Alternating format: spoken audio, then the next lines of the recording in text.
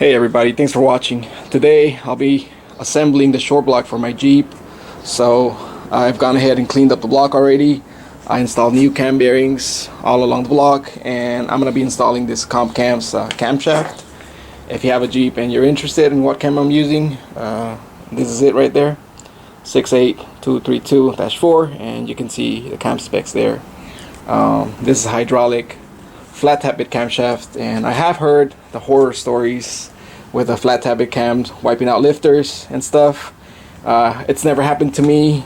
Then again, I don't build a lot of flat tappet engines, but this is kind of a trial run for me. If this goes south in any way, I'm gonna go ahead and buy the roller lifter conversion kit for my 351, because that one is also a flat tappet block. I'm gonna go ahead and install this now.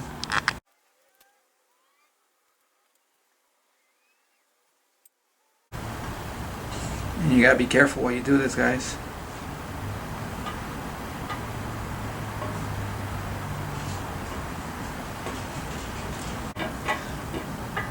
It's very hard with this type of cam because it's actually longer than a V8 cam.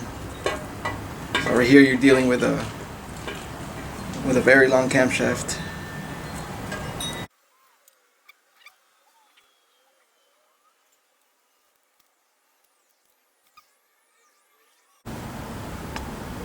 Now that you got the camshaft installed, make sure that it still spins easily and freely inside the block.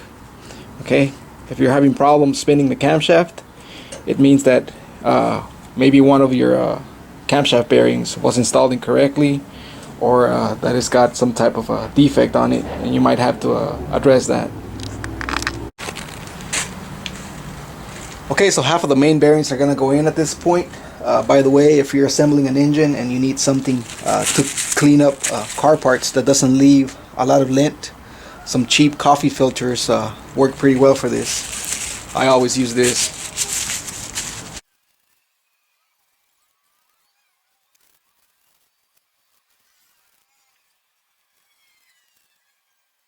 This is supposed to be ZDDP compound high zinc grease, and it's supposed to aid the braking procedure between the flat tappet cam and the flat tappet hydraulic lifters.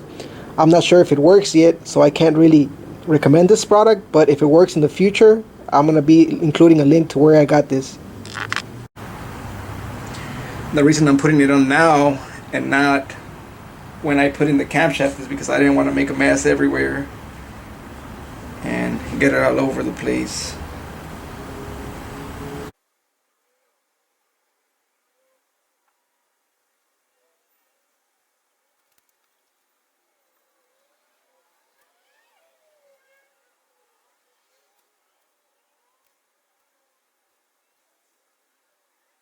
Okay, so as you can see, I've coated all of the camshaft lobes with some of that moly paste. When the time comes, I'm also going to be adding some of the same moly paste to the face of the lifters. For now though, I'm going to be adding some of the engine assembly lube to the bearings so that I can drop in the crankshaft.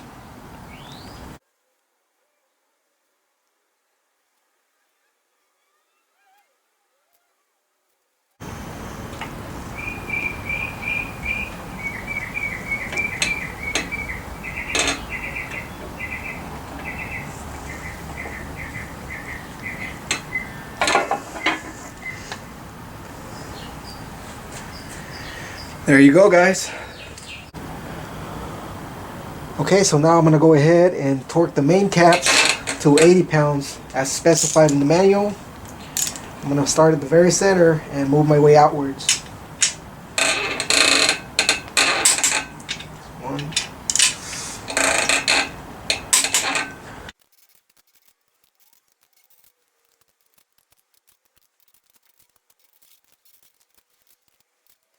Okay, and make sure that when you're done, your crankshaft should still spin freely without an issue.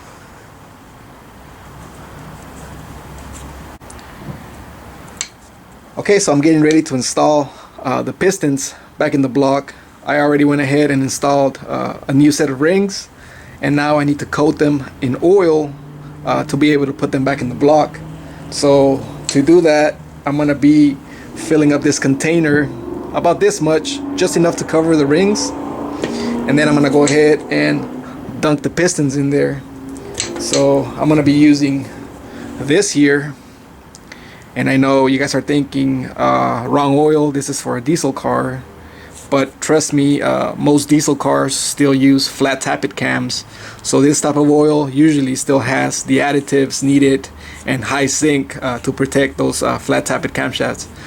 I'm not sure if I can use this for an extended period of time, but people who I trust have told me that you can use this for braking, so I'm going to be doing that. And hey, if you watch my channel, you'll see this as an experiment, because I think in the end I will be using this to break in the car. For the rings, there's several ways that you can clock them, but in short, what you want to make sure is that the brakes on the ring, the open spaces, that they don't end up aligning. Okay, so I usually just put them opposites of each other. Alright, so if I put one on this side, I put the other one on the opposite side of the piston, kind of like, let's see, kind of like this. You see there's one brake here, and then the other one is all the way on the other side. Okay, and you want to do the same for the oil control rings. This is not as important, but you want to separate them just a little bit so that they're not aligning. Okay, so if you're working on an engine like this one, sometimes the pistons will tell you which direction the front of the piston should be facing. Okay, so right here is the front, and I'm going to point that towards the front of the car.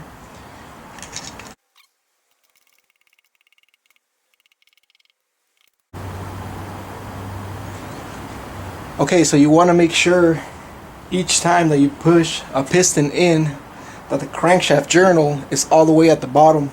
You don't want the bolts from the connecting rod to catch the crankshaft while you're banging it in, because you're going to destroy the crankshaft that way. Okay, so when you have the journal all the way down, you can push the piston all the way to the top here and you won't have a problem. Now if I keep pushing down on it, I might come into contact with it too, but like right here, it'll be fine. So now that I have it flat with the deck, I'm gonna reach down there to where the journal is, and with my hand I'm gonna guide the bolts from the connecting rod to make sure that they're not catching the crankshaft.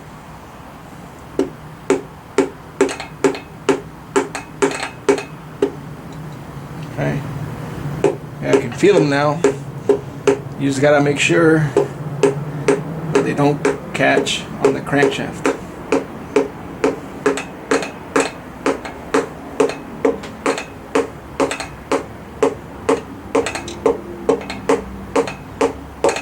Be careful and do the same thing for all of them, guys, because you might get comfortable and you might think, oh man, I don't need to be as careful, and you'll get quickly reminded that what you're doing is really important.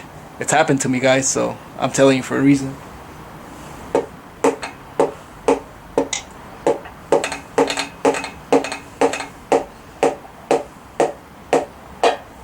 Alright, there it is. It reached the bottom of the crankshaft.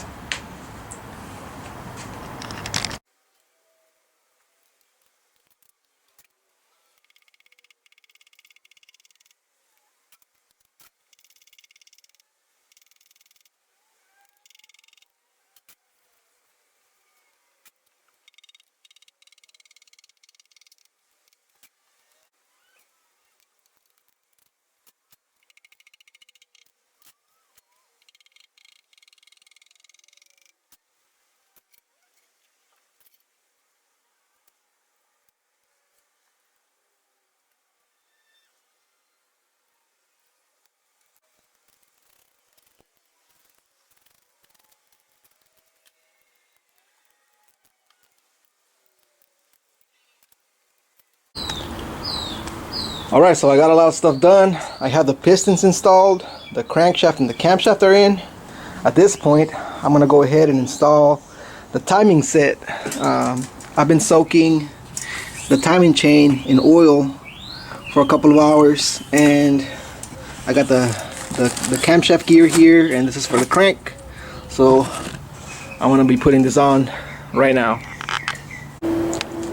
Alright, so I'm about to show you the crucial step here.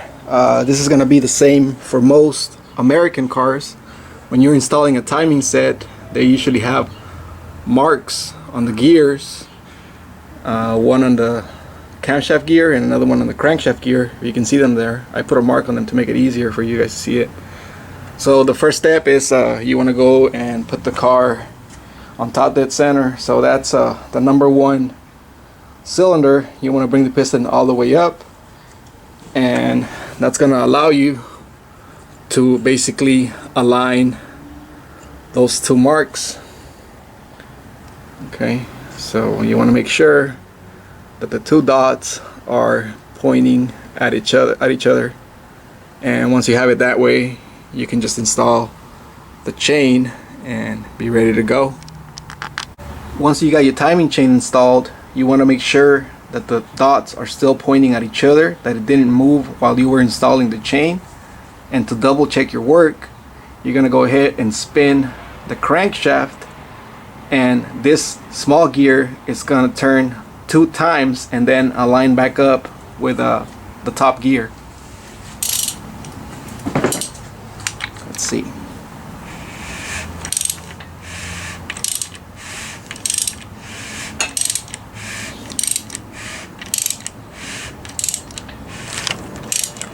There goes 1 time.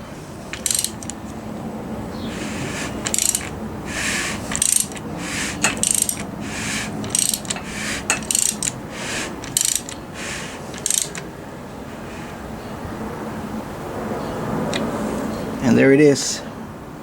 And we're back at top dead center. I just bolted up the oil pump to the block. That's basically just 2 bolts and a gasket. And now that it's on, I think I'm ready to install the timing cover. So this timing cover, I had to clean it up, and I glued a gasket to it, and I also changed the seal for the crankshaft. I think I'm also going to be adding a little bit of silicone to the edge here to make sure that it doesn't leak. And after that, it'll just be a matter of installing the oil pan, and basically the short block is complete.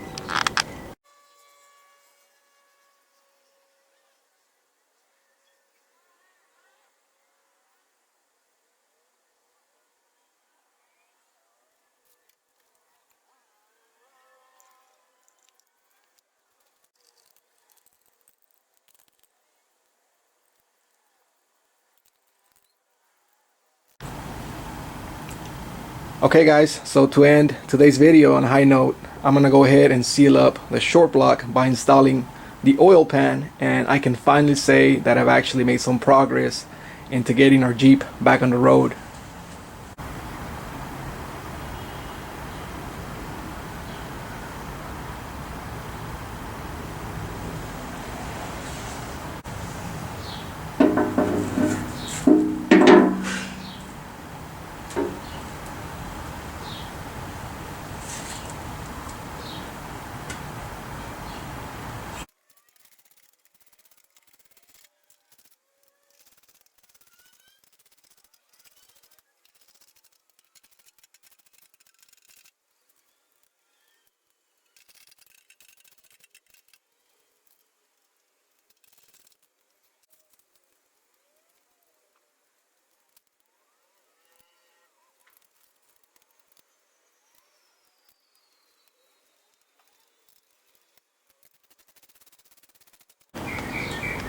Okay, so you pretty much saw me throw this thing together. There's still a lot of work that needs to be done, but this is a lot of progress for the Jeep, a project that's been dead for a couple of years now, and all of a sudden we've got a short block that's together. This coming week I'm gonna be focusing on checking and cleaning up the cylinder head there for the same block, and hopefully everything is gonna be okay there.